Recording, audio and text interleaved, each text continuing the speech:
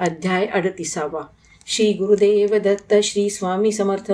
श्री गणेशाय नमः. श्री सरस्वती नमः. श्री सद्गुरु दत्तात्रेय नमः. श्री स्वामी समर्थाय नमः. दत्तपटची वैराग्य संपन्न, निर्वाह करीती मधुकरी भिक्षा मागून, तैसेची गणपतराव निरभिमान, कराडे ब्राह्मण कोकणातील, संगमेश्वराचे राहणार, मुळे उपनामक परम पवित्र, कुलवान वेद विहित आचार, अल्पवयात असताही अक्कलकोटासी येऊनी राहिले, चोळापाचे गृही 2-3 वर्षे वसले.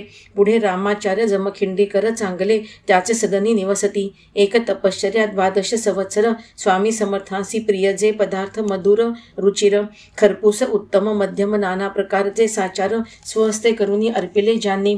गणपतराव मुळे शांत सात्विक, निस्पृह निर्लोभ शुद्ध पारमार्थिक, व्यवहार कुशल चतुर सम्यक, गुरु समर्थांचे प्रिय दास होते. मी गुरुदास ब्रह्मवीण वामन, शके 1795 जाण, श्री द्वारका नारायण सरोवरादी करून, प्रभास क्षेत्र सुदामपुरी, असो डाकोर क्षेत्र गोमती तीर्थ श्रीकृष्ण स्थान, यापरी श्री द्वारका यात्रा करून, बडोद्यासी आषाढ मासात येऊन, भाद्रपदात अक्कलकोटास गेलो. मोरोपंत सेवेकऱ्यांकडे उतरलो, जाऊन दत्तात्रय चरणी लागलो. प्रत्येक क्षेत्रीचे पदार्थ अर्पिले, तो बोलती जगदीश.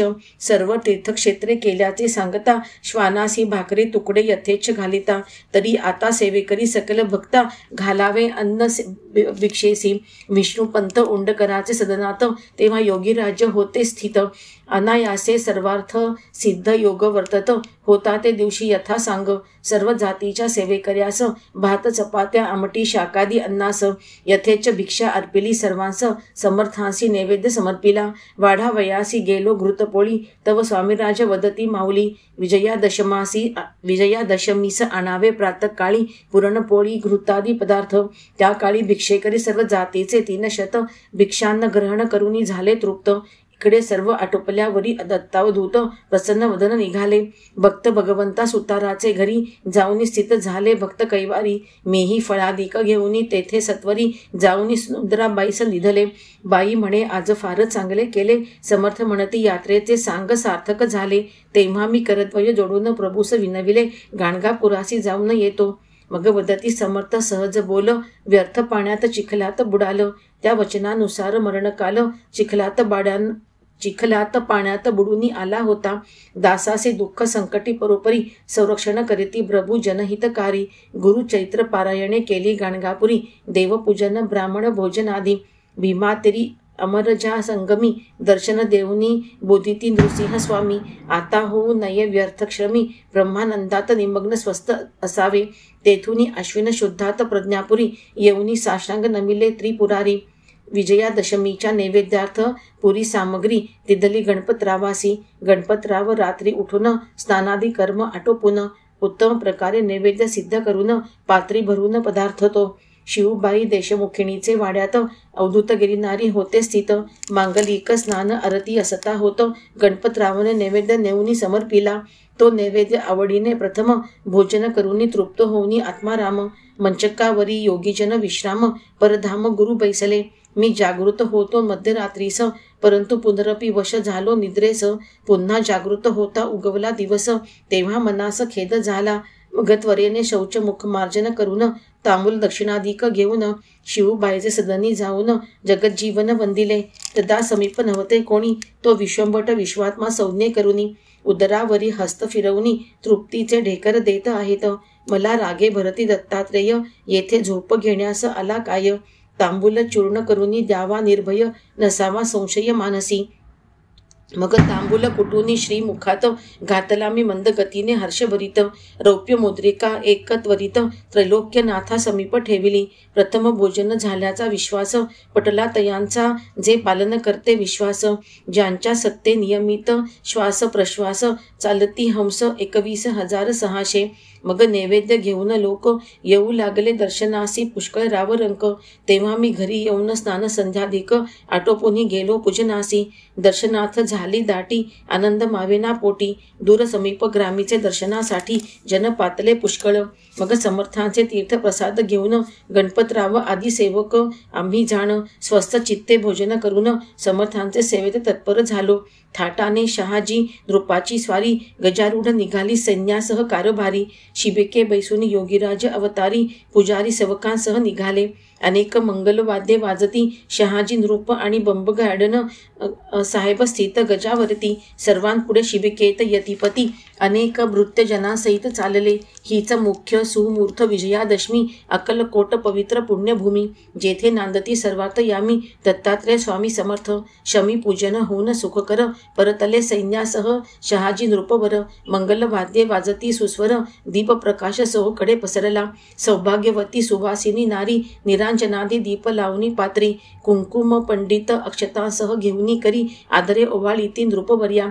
सकल जन निरांजन आरती, दत्तात्रय स्वामींस ओवाळीती. परस्परांसह यथायोग्य वाटिती. शमी अश्वतक पत्ररूप सुवर्ण. जिकडे तिकडे आनंद वर्तला. लोकवंदुनी श्री शहाजी नृपाला. दत्तात्रय स्वामींच्या जय जयकाराला करीत गेले स्वसदनी. असो मोगलाईत धारासिंह नजीक, काजळे ग्रामी राहणारे एक. मराठे गोविंदराव मोहिते नामक, घरचे सुखी गृहस्थ ते. त्यांसी पुत्र संतान नव्हते म्हणून, अक्कलकोटास 2-3 वेळा येऊन. समर्थांसी प्रार्थिती त्यावरून, प्रसाद दिदल्यावरी पुत्र संतान लादले. ज्येष्ठ पुत्र ते बापू मोहिते, तज्जनक गोविंदराव प्रज्ञापुराते. येऊनी विनविती दत्त गुरु ते, प्रपंच वाढला उत्पन्न न्यून असे. गृहस्थरीती अब्रुने दिवस, निभतील असे कसे वाटे काळजी हृदयास. तेव्हा कारुण्य घन रमा माधवास, दया उपजून बोलिले. तुमचे शेतात विहीर खणावी, ऊस हळद लावावी. तदा मोहिते कर जोडून विनवी, पाणी लागत नाही कोठे खणू. मग वदती गुरु दत्तात्रेय, औदुंबर पिंपळ पिंपरी याच्या भागी मध्य. खणावे म्हणजे जलौध साध्य, होईल 25 हस्त खणिता.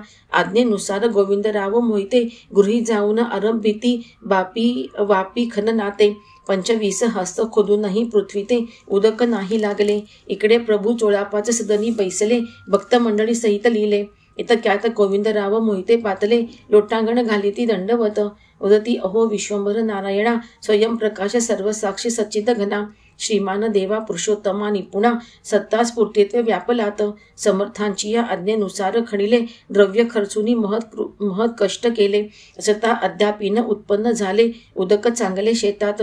तव सांगती त्रैलोक्य नायक, फुडिल्यावरी कृष्ण हस्ती मस्तक. दो करीत वाहिल उदक, खेद शोक करणे नको. परिसुनी परमेश्वर वचन, परिसुनी परमेश वचन विजय. मोहिते वदती हस्तीचे मस्तक म्हणजे काय. मग श्रीपाद भट्टची समर्थाभिप्राय, सांगती स्पष्ट सकलांसी. औदुंबराचे बाजूस विहिरीत, हस्तीसारखा कृष्ण पाषाण विराजित. तयाचे मुख फोडीजेत, म्हणजे पाणी पुष्कळ येईल. गोविंदराव मोहिते तदनंतर ग्रामी जाऊनी वापितील पाषाण थोर. त्याचे गंडस्थळ फोडिताचे नीर, निघाले गज चुंडे सारिखे.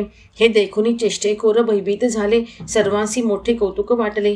म्हणती जगत कल्याणार्थ प्रगटले, प्रत्यक्ष परब्रह्म प्रज्ञापुरी. मग तेथे ब्राह्मण विद्वान वैदिक, पाचारुनी विद्युक्त समारंभ सम्मुख्य. दत्तात्रय स्वामींच्या चरण पादुका भक्तिपूर्वक त्याच पाषाणे स्थापित केल्या. मोहिते पुष्कळ मंडळी सहित उदक कुंभ घेऊनी आनंदयुक्त.